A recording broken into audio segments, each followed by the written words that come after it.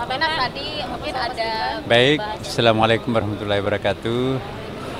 Alhamdulillah kami mendapatkan kunjungan dari Bapak Wakil Presiden.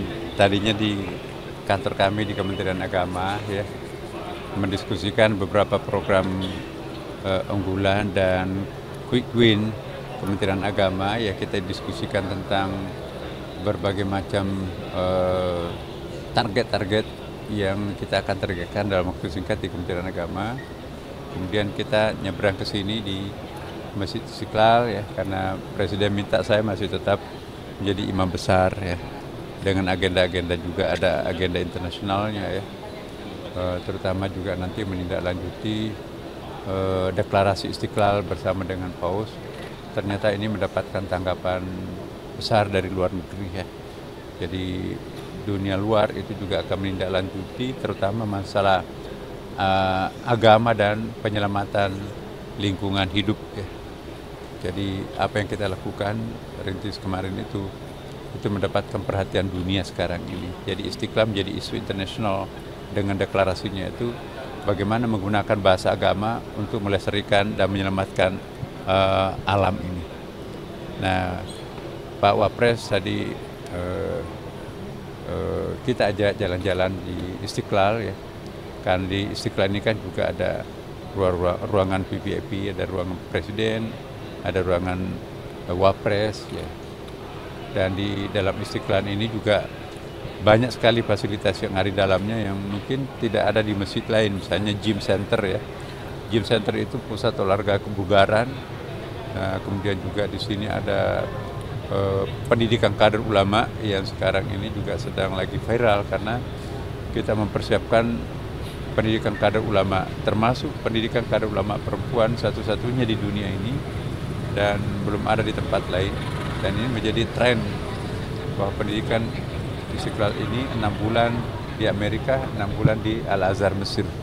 Jadi ulama yang kita akan lahirkan di Istiqlal ini mahir bahasa Arab, mahir bahasa Inggris, sehingga diharapkan nanti menjadi penyambung lidah umat Islam dengan dunia lain.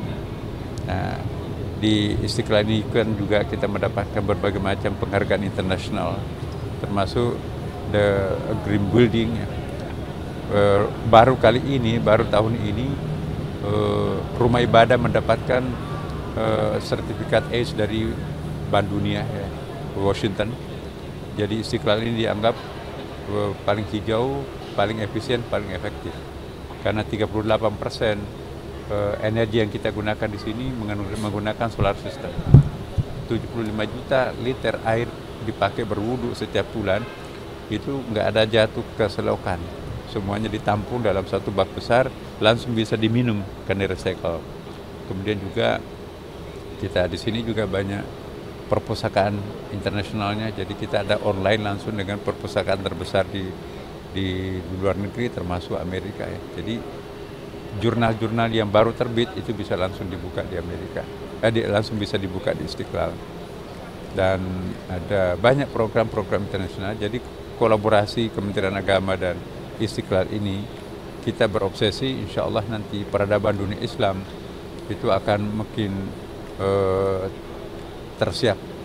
Makin kita bersedia di Indonesia ini akan menjadi pusat peradaban dunia Islam internasional akan datang. Sangat memenuhi syarat.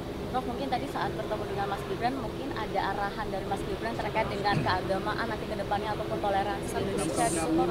Iya, memang salah satu selling point kita di Kementerian Agama ini adalah memperkenalkan sebuah negara besar, sangat besar seperti Indonesia ini, tetapi stabilitas, ketenangan, ya, kedamaian antar umat beragamanya itu sangat populer.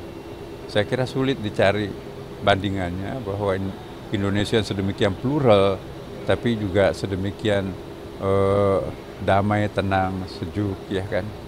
Nah, inilah tugas kami di Kementerian Agama, bagaimana menciptakan ketenangan, kesejukan, kedamaian dalam kehidupan berbangsa dan bertanah air.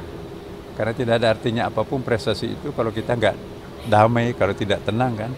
Nah, peranan Kementerian Agama ini sangat besar. Karena itu saya juga minta partisipasinya kepada teman-teman media ya, ikut mensosialisasikan obsesi kita ke depan, bagaimana di sana sini banyak terjadi kekacauan, peperangan dan sebagainya, tetapi justru Indonesia ini akan menawarkan sebuah kesejukan.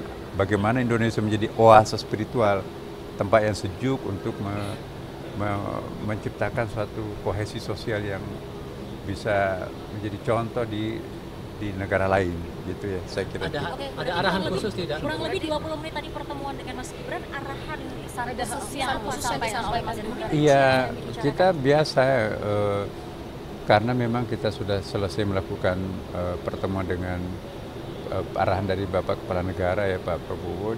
Jadi kami dari Kementerian Agama ini menjadi salah satu kementerian yang sangat penting ya, karena untuk menciptakan suatu ketenangan ya.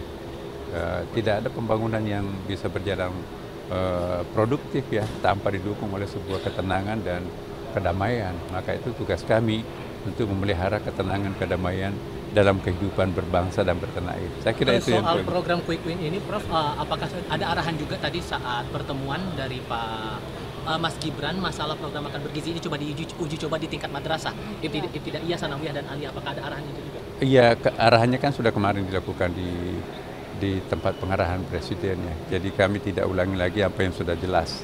Ya, saya kira cukup ya. Oke, terima kasih.